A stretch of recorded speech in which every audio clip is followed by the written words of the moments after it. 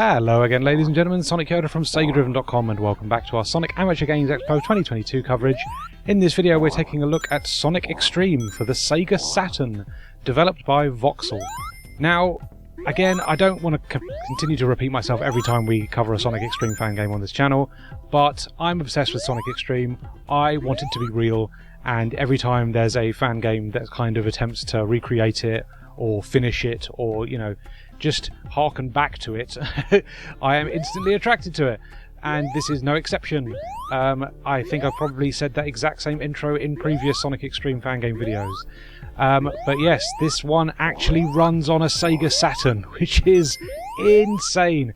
Honestly, the homebrew community around the Sega Saturn has really just like flourished in recent years. It's incredible to see what's coming out of the homebrew scene for the Saturn, and yeah, this is pretty nuts. Now, this isn't the first time there's been a Sonic X-Treme fan game for the Saturn. Sonic X-Treme was another one that came along a while back, and yeah, not much had come of that, unfortunately. The engine itself got sort of repurposed into another homebrew project, which is in development, an FPS, if I remember correctly. But yeah, so this is an attempt to recreate Sonic X-Treme on the actual system that it's supposed to run on. And again, doing a pretty accurate job of it, I've got to say. The fisheye lens is here, the actual loop-de-loops are here, the actual stage layouts based on the original pre-release footage is all here. There's a fair few stuff here. There's 4 levels to explore, plus a boss level. Some levels are more complete than others. There's a bonus stage, which there's not a lot to do in it, to be honest with you. It's very easy to find the exit and just leave. The first 2 stages, Jade Gully and the snow one, which I can never remember the name of, they're basically, the complete acts from the pre-release footage. And there's also a desert stage, which basically just has one little path to jump on, which basically takes control off you and basically sort of roller coasters you around this one little track, but there's nothing else in that area. The really interesting thing in this demo is the boss battle. Now, I've never seen anybody tackle something like this before, but basically, yeah, you fight Knack the Weasel, and it's quite involved, actually. A lot of animation to it. It looks really pretty. I was really impressed by how well they've done that. You are supposed to be able to switch between different sprites for Sonic, but I could only ever get it to work with the Sonic X-Treme sprites. Apparently there's a Project Condor model in here, which I did try, but nothing happened. It was still the X-Treme sprites. And also there's the Sonic Jam, Sonic R model, which, yeah, again, I tried to activate, just didn't happen, which was a bit of a shame. Yeah, you do have the world rotation as well. Like, if you walk against the edges, you can, like, rotate and walk on the walls, which is a bit confusing. I didn't know what was causing it at first, but then it sort of became apparent that, yeah, you can basically walk to the edges and rotate the world. You are supposed to be able to do it by pressing C, which toggles it as well.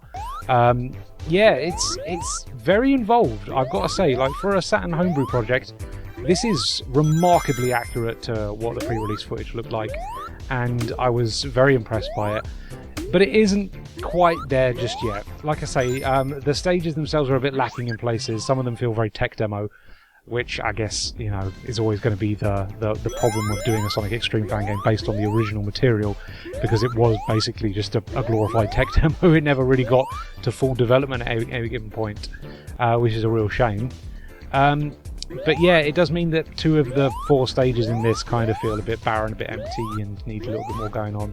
And yeah, the other 2 stages are very much what we've seen before. But the boss battle is an entirely new prospect, which I was very impressed by. But again, like, this feels like the most accurate version of Sonic X-Treme I've played on a Sega Saturn, let's put it that way. It's a lot more accurate than Sonic Z-Treme. Comes very close to Sonic X-Treme Unity, which we looked at Sage 2020, which I still think I prefer because the draw distance is better. That's the real issue with this Saturn demo, unfortunately, is the draw distance. You really can't see very far ahead of you, and it's very difficult to find the exit at points. Jade Gully in particular has a really far away exit that you need to basically just do a massive leap of faith to. And yeah, if you muck it up, then you fall into the abyss and you have to restart the stage, which isn't great. So yeah, there's still work to be done here, but as a, first demo of something running on an actual Sega Saturn, this is so well done, really accurate to the pre-release stuff that, we've seen footage of, that's archived, all over YouTube. I am super impressed with this in its current state, but there's work to be done, and I'd like to see more of it. I'd like to see more complete stages. I'd like to see them really go ham on this. I would love to see this finished and working on a Sega Saturn. I think that is, you know, an incredibly enticing prospect, especially for someone like me who is just bizarrely obsessed with this unreleased game that I have built up in my mind as being this amazing thing, but will probably never live up to it. But yeah, I mean, it really needs to improve. The draw distance is the big thing at the moment, and I suppose there's only so much you can do on a Sega Saturn, especially a system that isn't really made for 3D, it's already made for 2D games. So they're probably pushing this as hard as they can, to be honest with you, but maybe they just need to tweak the stage designs, make this a little bit more manageable with the smaller draw distance, you know? Don't be so faithful to the original map designs that we've seen in the pre-release footage. Yeah, there's room for improvement here, but at the moment I'm very impressed with it. I think it's amazing that it runs on the Saturn, and it is probably the most accurate take on Sonic X-Treme I've seen, especially because it runs on real hardware. It's pretty mad. Yeah, I'd say if you've got any inclination to a bit of Sonic X-Treme or have any fascination with the project, this is certainly one you want to be checking out. Yeah, it's a really fascinating little project. I would love to see more of it, and hopefully we do get to see it in the future with some improvements. Maybe some tweaks to the level design, and maybe some more levels. You know, I'm just excited to see more.